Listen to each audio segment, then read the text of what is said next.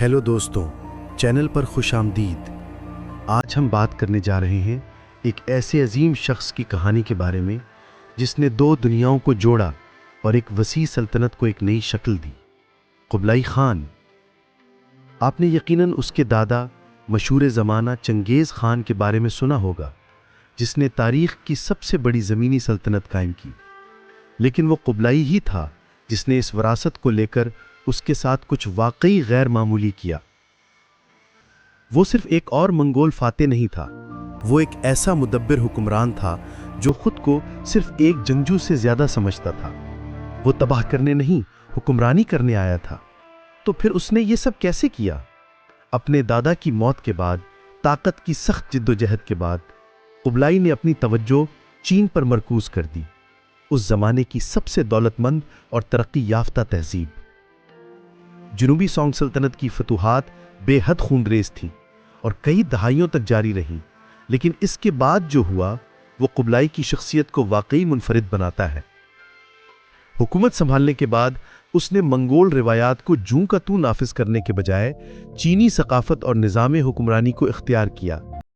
उसने अपनी दारुल हुकूमत को मौजूदा बीजिंग मुंतकिल किया, जिसे उस वक्त दादू यानी अजीम दारुल हुकूमत कहा जाता था।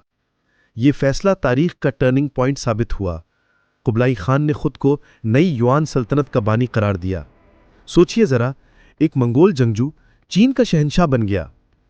उसने चीनी रवायात को अपनाया, फनून लतीफ़ और साइंस की सरपरस्ती की और शानदार तामीराती मंसूबों का आगाज़ किया, जिनमें ग्रैंड कैनाल की तौसीह भी शामिल थी। वो जानता था कि चीन पर मौसर हुक्मरानी के लिए उसे किसी हद तक चीनी बनना होगा और अपनी मंगोल शनाख्त और चीनी रियाया की गहरी सकाफती जड़ों के दरमियान तवाज़ुन कायम करना होगा। इसके दौर में चीन सकाफतों का संगम बन गया। रेशम का रास्ता सिल्क रोड पहले से ज़्यादा फला फूला और यूरोप और मशरिक़ वस्ता के साथ तिजारत में बेहद इजाफा हुआ।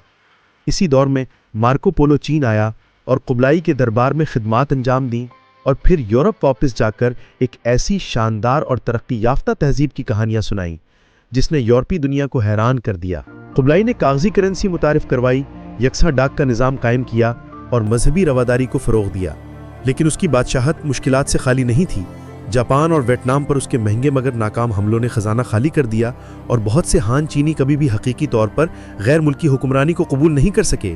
इसके बावजूद कुबलाई खान की मीरास नाकाबिल तरदीद है। वो एक पेचीदा शख्सियत था, एक मंगोल खान जो चीन का शहंशाह बना, एक ऐसा हुक्मरान जिसने एक वसी और मुतनव्वो आबादी को मुत्तहिद रखा।